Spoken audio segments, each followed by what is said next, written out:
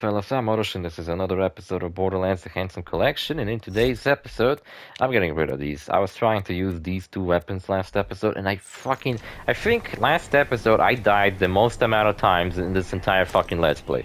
I swear to fucking God. And it wasn't my fault, it was the fault of my weapons. They were just doing a shitty-ass job at actually killing enemies. I mean, well, partly to blame is the fact that I kept getting knocked down. I think enemies at this point in the game are just way more powerful than they were before, and now I'm genuinely fucking having a challenge playing the game, you know? Talked about playing Black Desert, I think I talked about playing Roblox too, right? I told you about that, and my thoughts about it. Yeah, I don't think I'm gonna do that fucking series I talked about it. I don't think I'm the right person for it. Roblox is a fucking kids game, and I just simply do not have that obnoxious kid energy like YouTubers who probably do play Roblox for a living. Jesus Christ, can you imagine playing Roblox for a living? I'd be fucking ashamed to admit that at parties. That's why I don't go to parties. Wait, no, what? That's not right.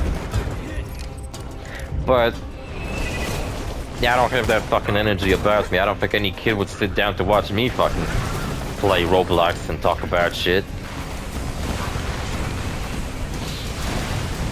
So many robotos. Oh shit. Oh shit, indeed. Just fucking die or whatever. All behind the fucking shield. Rocking in the face. Wasn't my time.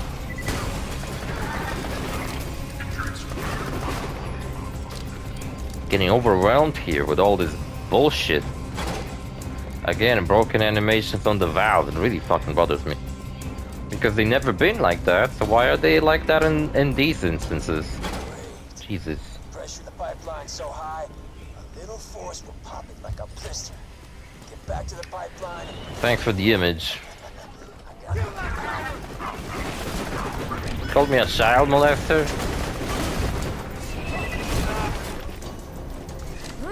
What the fuck is wrong with this guy? You think Hyperion soldiers genuinely believe all the Hyperion bullshit propaganda? I guess they do. Yeah. Also, yesterday I was playing a little bit of GT Online, right? And I saved up enough money. I was doing my usual route of picking up money from my businesses, doing a little bit of jobs here and there. And then I bought a motorcycle club, and my fucking God, I thought, okay, it's a pretty inexpensive business. Costs a little over $1 million to buy yourself a club. That sounds awesome. I've heard it's a lucrative business too. But what's the problem with that is that... I heard that all the way back in Sanctuary. You can get to the stockade through the pipeline now. Get inside, find out where Jack's got the warrior. You know what I fucking feel? I talked about how this is the dumbest plot point in the fucking Borderlands 2 story, the whole blowing up this pipeline. I can't help but feel like Mordecai got so excited about me blowing up a fucking hole in this stupid ass pipe, which by the way it blew up before I even hit it, so that's kind of funny. I don't know. I can't help but feel like Mordecai had some kind of a weird thing with this pipe. Like maybe he wanted to blow it up always, and he never had an occasion, or more like he never had a good reason to blow it up, and he finally got a good reason to blow it up. Because fucking, I talked about it last episode. There's a million other fucking things we could have done instead of blowing up this stupid pipeline. Oh my God, the weather's getting all fucked up like usual recently. Jesus. Get this tropical bee power. It's not that great actually. It's not the worst, but it's like kind of really sweet. Tastes like fucking candy. I ain't too into it. Yeah, another thing. Yes, I've been playing the game, and then I was like, oh, I wonder what it like. Because I kept thinking that when I started the new playthrough on this character in GT Online, the game just kind of plopped me into the world without even like introduction or anything. But you know what? I think that's wrong. I think I must have had an introduction to the game. I just simply forgot about it or something. because I see people start new characters and they do still have an introduction and everything to the game world. But I genuinely do not remember making my current GT Online character. So I was like, okay, I'm gonna check like if I make a new one, if it's gonna like start off with that plane cutscene and everything.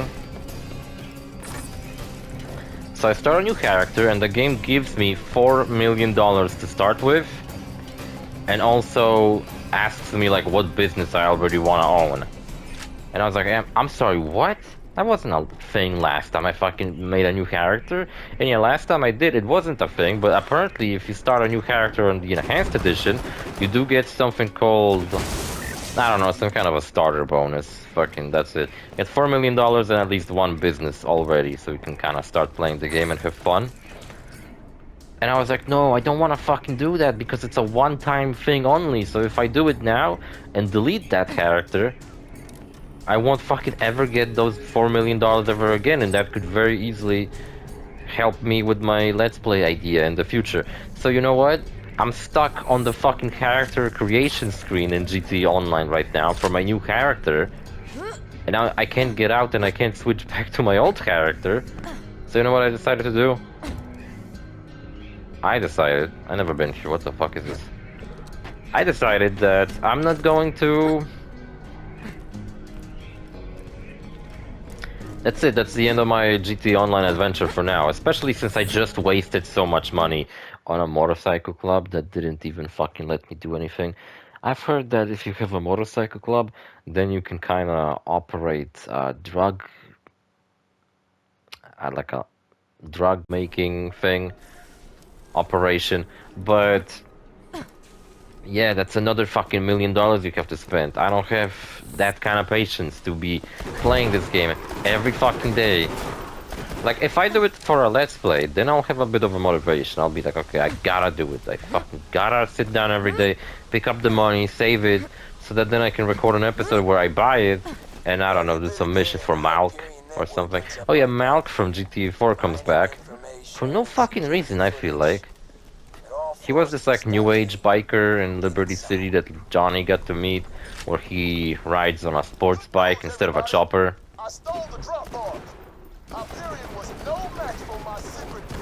Look at these guys, they're level 52 and shit.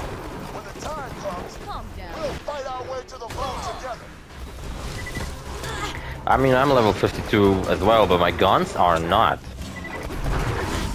Oh shit. Now where was I? Eldritch Alpha Skag, what is this? Came out of fucking nowhere. Carlo the Bandit. Talking into my echo recorder, hoping skags don't ambush me and break my gun into 4 separate parts before eating them. Oh god! That is exactly what is happening! Alright, that was kind of funny. Skags ate a gun? No way to tell which one of the ugly things has it. Just start hunting skags and hope for the best. Yeah, I always hope for the best, Marcus. You don't have to tell me to do that. Organizing the construction out in the Nexus. No matter what happens, make sure that old bandit town, Fyrestone, I think it's called, make sure it stays standing. That piss little rest stop is where it all began. Oh, and another thing. I want it on company policy that instead of Fyrestone, we're changing its name to Jackville. Really twist the knife for those bandit bastards, you know what I mean? I want those vault-hunting sons of bitches to see what I've done to this place. I want it to stand as a testament to their failure. They couldn't protect New Haven, they couldn't protect Fyrestone, and they're sure as hell not gonna protect Sanctuary.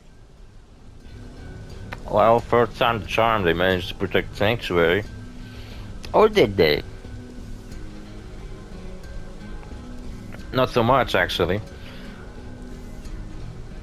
Anyway, well, they did protect it from Jack, they did not protect it from the next villain we're gonna face off in this Let's Play. Yeah, you think Jack would be the overarching villain, you know? We spent the first half of the game being friends with Jack, playing as his girlfriend. Now she's fucking dead because we killed her as this character. And Jack is a full-blown villain now. But, you know, when we get into the DLCs, then all of a sudden Jack isn't the villain anymore, and we're gonna face against other fucking villains. And it's kind of interesting, I don't know, it's kind of funny in a way. How long is this episode, by the way? 9 minutes. That's why I felt it was longer. Yeah, so I met Malk from GTA 4. I feel like he was just kind of unnecessary to include here. I feel like they were like, okay, what other GTA 4 character can we bring back? Was anybody excited to see Malk? I mean, I really fucking love GTA The Lost and Damned. If, for example, Angus would have showed up, that would be cool. But Malk showing up was like, yeah, whatever, I don't really care. And also, Malk tasks us with killing the members of the Lost, so clearly Malk wasn't that friendly towards the Lost. He didn't really give a shit much about it.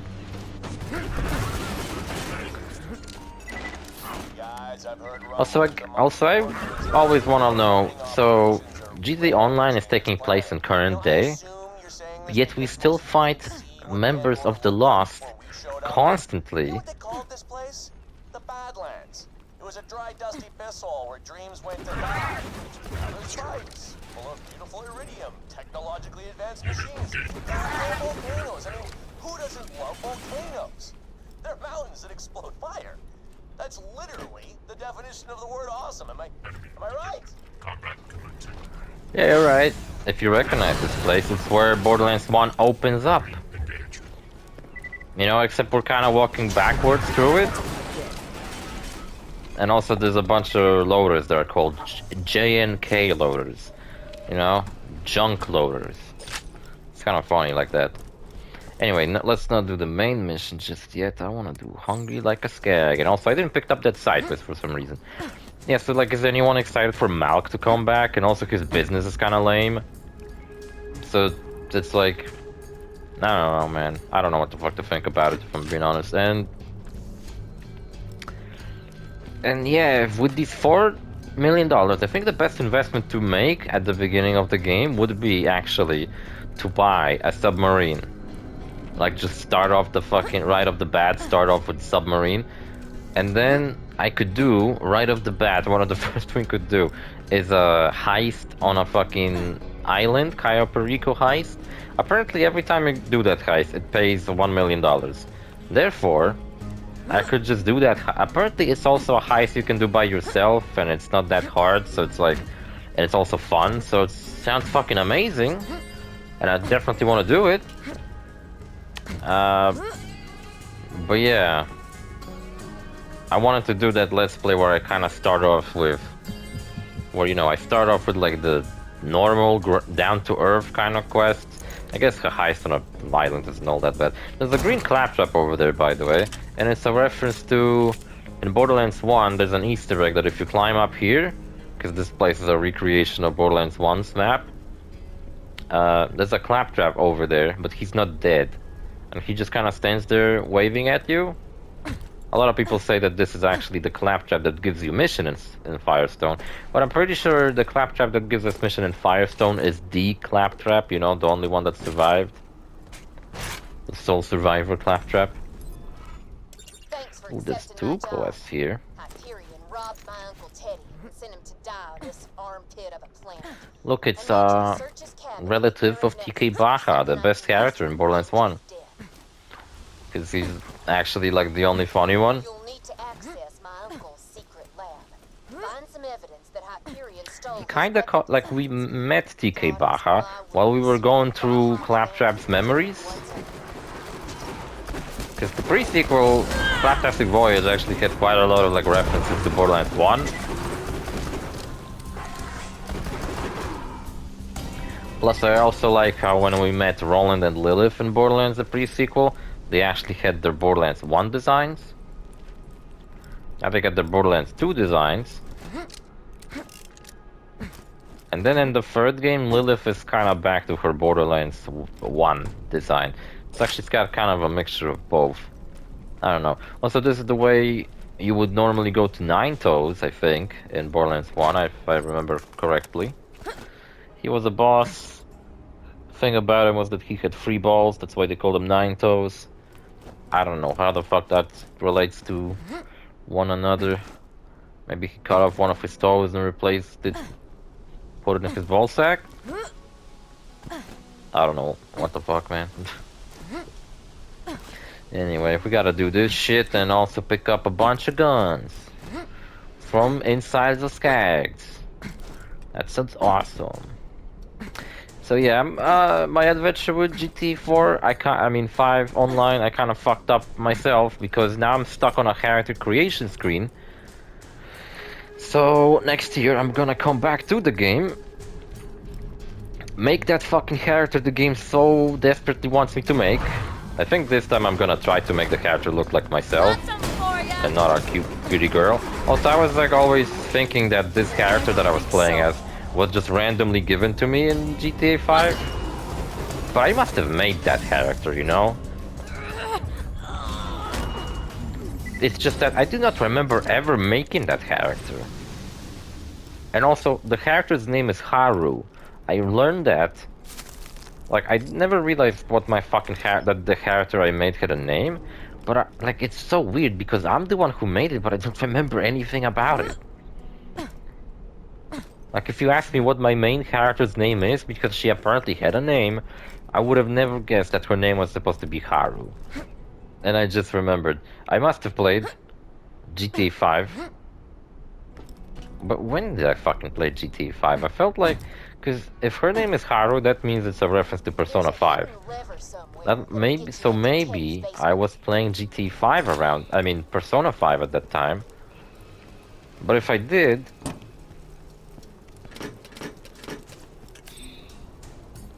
then that would be around 2017. But I remember in my Let's Plays I always said that I don't have PlayStation. That I don't have GTA 5 on PlayStation. Because why would I when I already have it on PS3?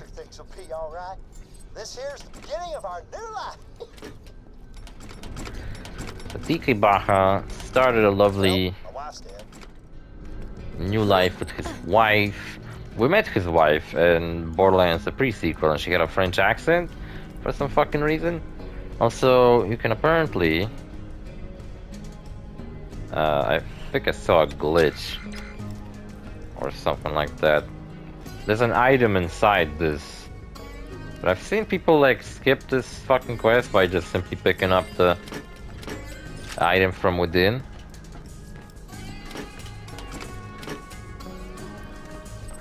Yeah, so his wife got fucking eaten by a skag. TK Baja picked the worst fucking possible place to start a new life. Once I bury her with the lady finger, that cute little gun I made for her, I'll see if I can't get me some revenge. You won't have died for nothing, Marion. I promise you that. Also, TK Baja is just like a comedically tragic character. Me and ate my leg. Yeah. Shit ain't working out, like he's just such an unlucky fucking guy. Yet he always has this positive attitude. But that don't mean all's lost. Met some folks looking for the vault. I did the see you later joke a couple times, but they just didn't get it. Oh, and I did find that old message I got from Hyperion a few years back. Hid it in the corner for safekeep. But it's nice to know that TK Baja has some relatives who are still alive. I'm sure this'll turn out all right. You know, like the lady tasking us with retrieving these fucking things. Mr. Baja. It's Mr. Blake. And certainly very underrated. So much that we have decided to appropriate it for ourselves. Our assassins are en route to your home on Isolus. Between us, Mr. Baja, I would suggest leaving the solar system before they arrive. Great. That was just what I was hoping to hear. So after TK Baja helps us with in Borderlands 1, after TK Baja helps us with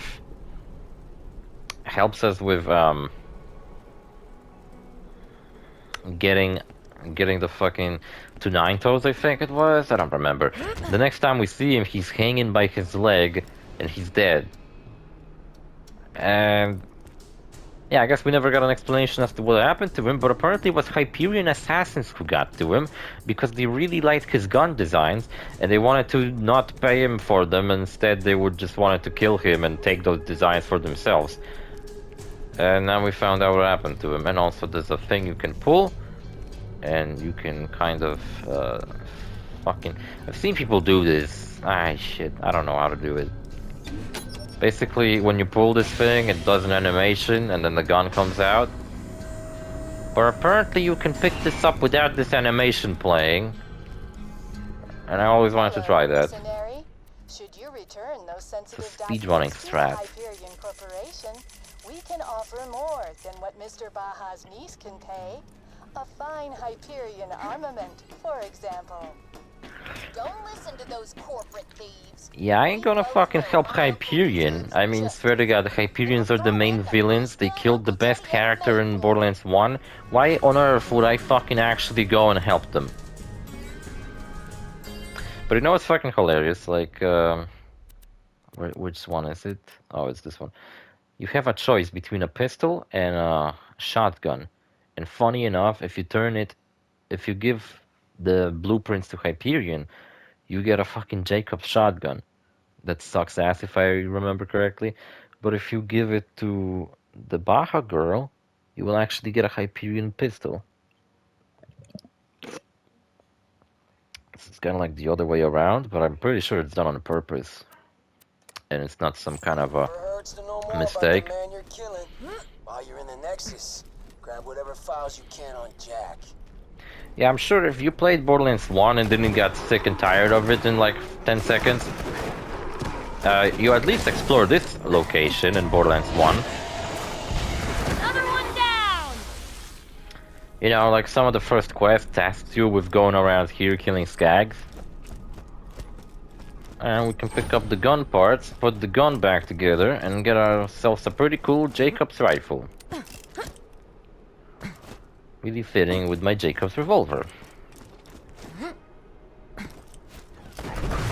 So in regards to my Borderlands 1 Let's Play that I did years ago,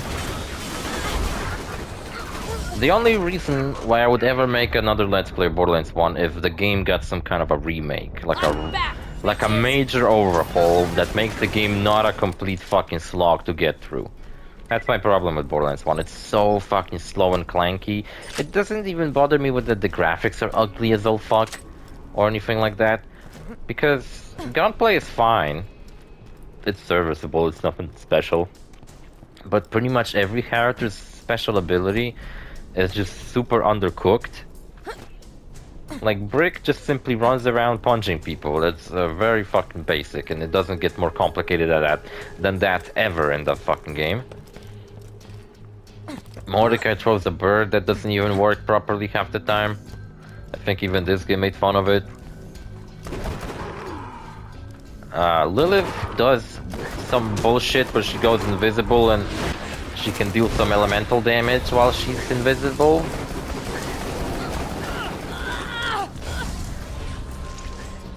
And then Roland throws a worthless fucking turret on the ground. That doesn't do anything fucking unique. Just stands there fucking slowly shooting at enemies. Like Axton throws down a turret in this game and it's just so much fucking better, you know? Okay, I still need one more skag part and these guys didn't give me any, so what the fuck? What's up with that, man?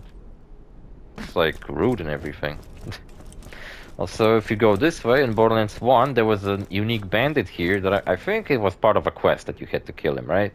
It wasn't just like a strange, unique enemy standing around in the world. And his name is Bonehead in Borderlands 1. In this game, instead, we got Bonehead 2.0. Ah, Jesus, I fucking died. Why are these loaders so fucking powerful? There he is, Bonehead 2.0.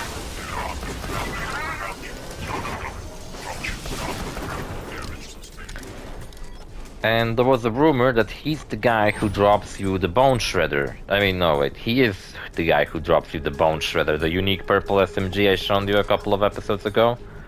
But there was a rumor that he's also the guy who gives you the Shredder Fire, the assault rifle I'm holding in my hands right now. I don't understand, Daddy. Say hello to your new home, darling. You're like a little princess. And this is your throne. I want Mommy. Where's Mommy? You killed Mommy. Coming back, Angel. Now get in a freaking chair. I don't want to. It's all good. There we go in the chair. So Borderlands 3 actually has a quest for us. It's so fucking weird. Borderlands 3 just has this one random quest where we actually get to hear Handsome Jack, and we get even more backstory on him, revealing that Angel accidentally killed her own mother when her siren powers awoken, and that terrified Jack so fucking much. Oh, hello. Shut up! That scared Jack so fucking much that he decided to... Basically, he needs to restrict her powers so that she doesn't kill anybody anymore. Maybe he was scared for his own life. But either way... He did enslave his own daughter in a way, but like... He did it with also her safety in mind, so it's not exactly all that bad, I guess. It's not good, don't get me wrong, but it's not the worst thing he's ever done. But now his daughter is dead, his girlfriend is dead, his wife is also dead, but she died from the hands of Angel. And there's also still a remaining mystery in this series as to who was the wife of Handsome Jack. And there's a theory that we don't know who she is, but she might have been part of the Jacobs family. Believe it or not. She might have been not like a proper Jacobs, where she might have been, you know, responsible for running the company or anything like that. But basically, the only clue we have on that is that when you're in the Jacobs Manor in Borderlands 3, there's pictures of Handsome Jack on the wall. And you might think like, wait, why would Handsome Jack be fucking hanging around here? And it's pictures of him in like a good light. You know, not showing him like some kind of an awful oppressive dictator. Just like showing him off as if he's like a family member, you know? And I'm not sure if there's not like pictures of Handsome Jack, Angel, and his wife. Spend billions in legal fees once this hits the courts. I'm sorry I can't offer you more. But I think his wife's face is like burnt out.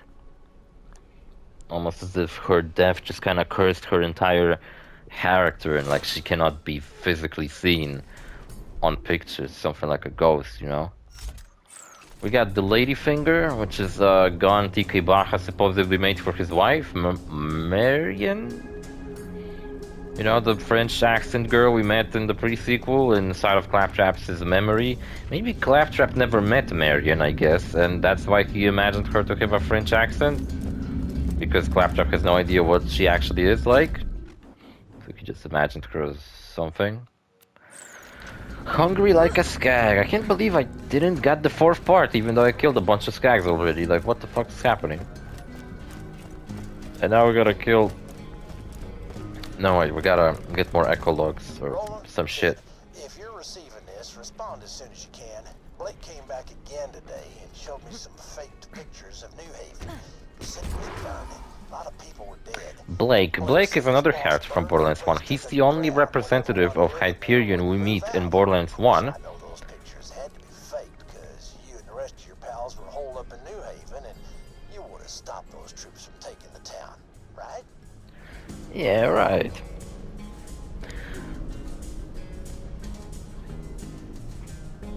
Also, I like how much backstory, you know, Borderlands 1 characters, Vault Hunters have between the games, that, you know, they were holed up in New Haven after the events of the first game, but New Haven got attacked by Hyperion, and Wilhelm basically fucked everyone up.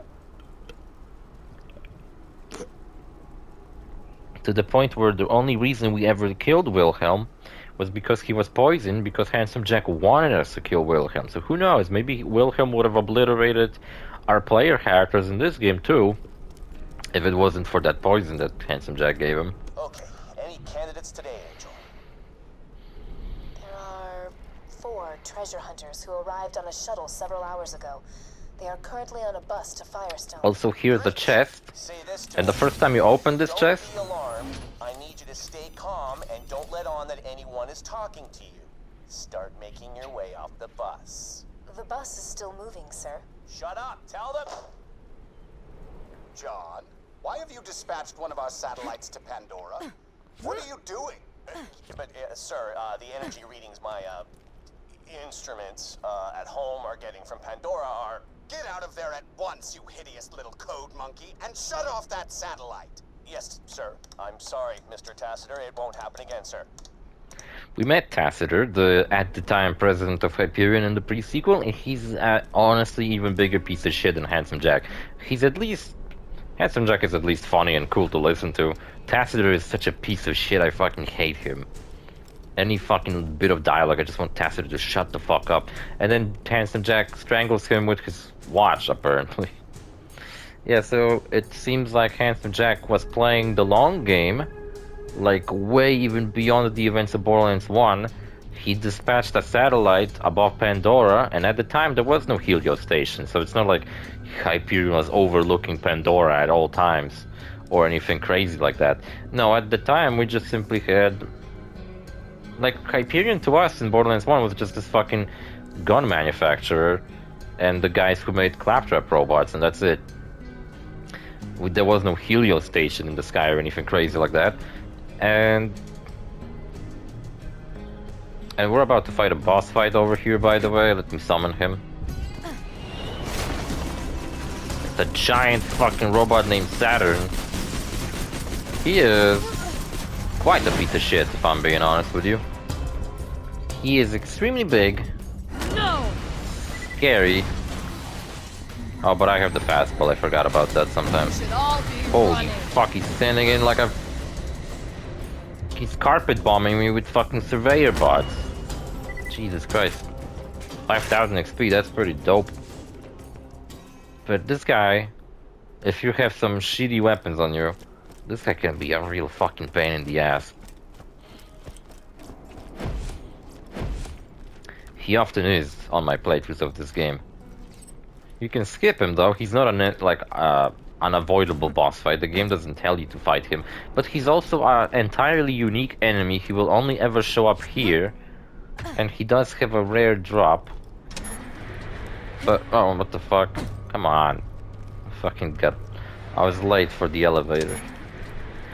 But you know what's funny about his rare drop? He only drops you a blue unique rocket launcher, but it is a unique rocket launcher, so it might as well be a legendary one, but for some reason it's blue.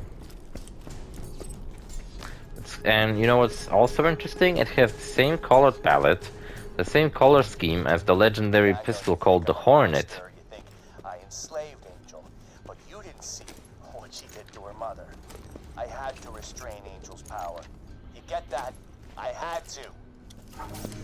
Yeah, I get that. For profit and power too. Don't listen, Well, that was kind of a, Angel long before you pulled the plug. you know, a result of him restraining her. Dare speak about my daughter.